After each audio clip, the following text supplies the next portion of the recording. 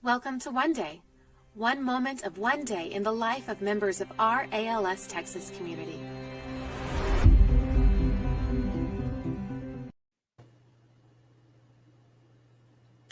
Hello, ALS Texas community. We're so glad that you're joining us on our launch of the One Day series.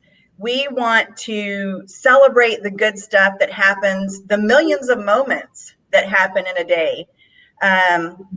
Gosh, each day can bring a lot of new things, right?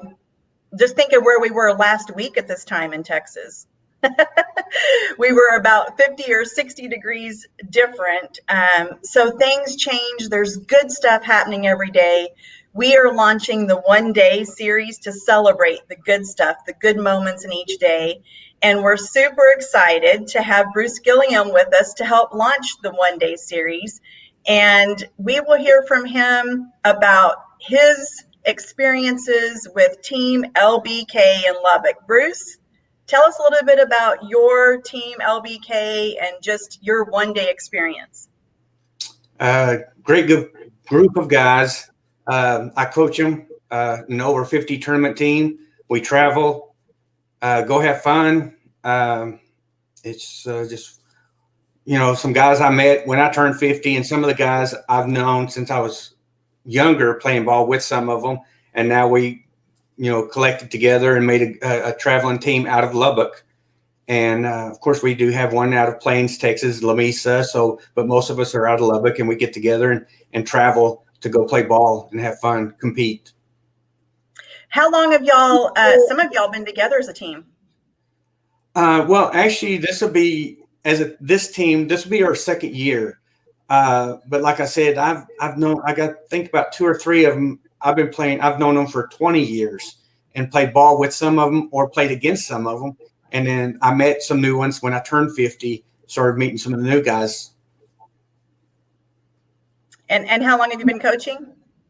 Well, I've coached when I was younger. I've coached 3 teams, and we've made it to Florida, the World Series. But this group right here, this will be my second year coaching these guys. Great group of guys there. Tell us, so the Tournament of Champions was last month in Florida, right? Yes. And that's what we really got us prompted to do the One Day story. Tell us about that tournament. Well, actually, for us to get to Florida, we had to win. We won state last year in August in Grapevine. And so it was only teams that win a tournament that were invited to go to Florida to play in the Tournament of Champions. And so we did. So had a great time. And how'd that go? What was the outcome? Well, we ended up being second place out of our division. We competed. We hung with some of the good teams. All those teams had to win a tournament. So, we just came up a little bit short, but, we enjoyed it. We know what to expect next time, and they're looking forward to go next January too. Well, spoken like a true coach for sure. And I think we have some photos of you on the field that we can share too. And your scooter, right? You shared that when you're at the tournaments, you're out there going over the rules, talking about plays in your scooter, right? Yes, I have to go in the field and umpires and meet the coach from the other team. We have a coin toss, talk about the rules. And then, of course, we have to turn in our lineup and give it to the umpire, so keep up with it. I do as myself. I keep a scorebook for both teams mainly, and a lot of times the umpires will look at me and they let me stay on the field with my scooter. And I usually a lot of times have a player in front of me to protect me from a ball me getting hit by a ball. So. You've got your bodyguard. And I want to know, in that picture, were you giving them grief about a call, or was that just going over the rules?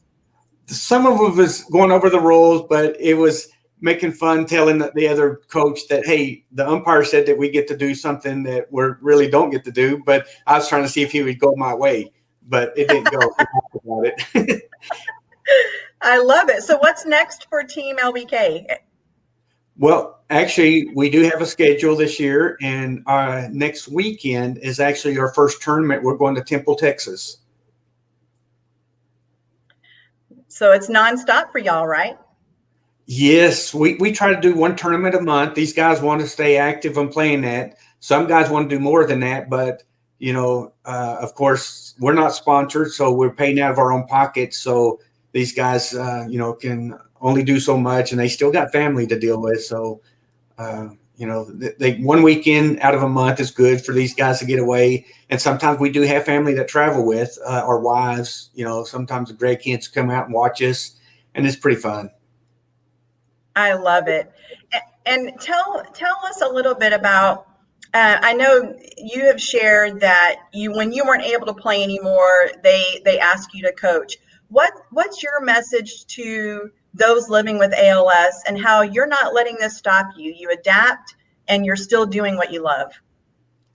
Well, I guess I'm not what do you call it? I'm overactive, I guess. So I'm not much of a person to sit down and just let things happen. So I want to stay active and keep doing what I can.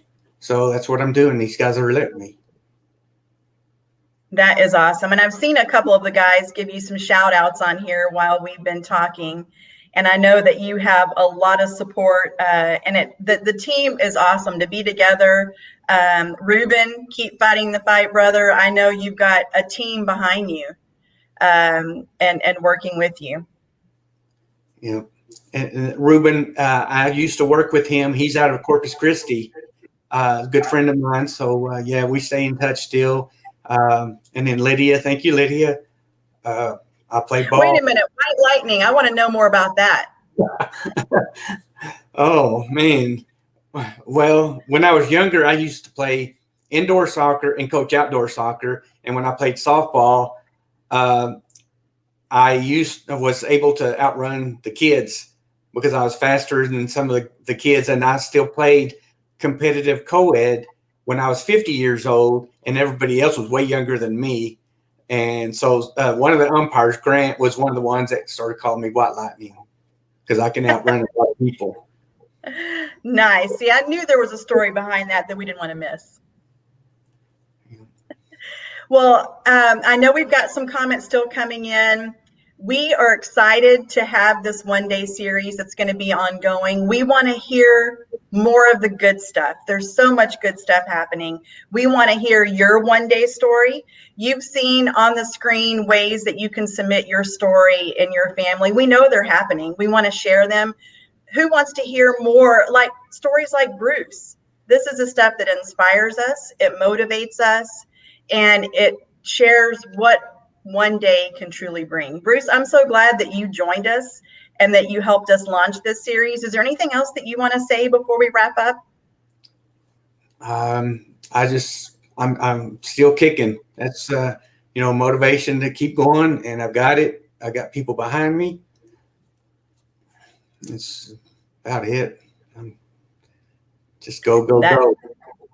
Go, go, go. That's right. And you know what? We have a blog post that's actually titled Go, Go, Go, because you said that to me when we talked. So y'all can look for more about Bruce's story in our blog post that will be out next week. And we're so glad that y'all joined us live.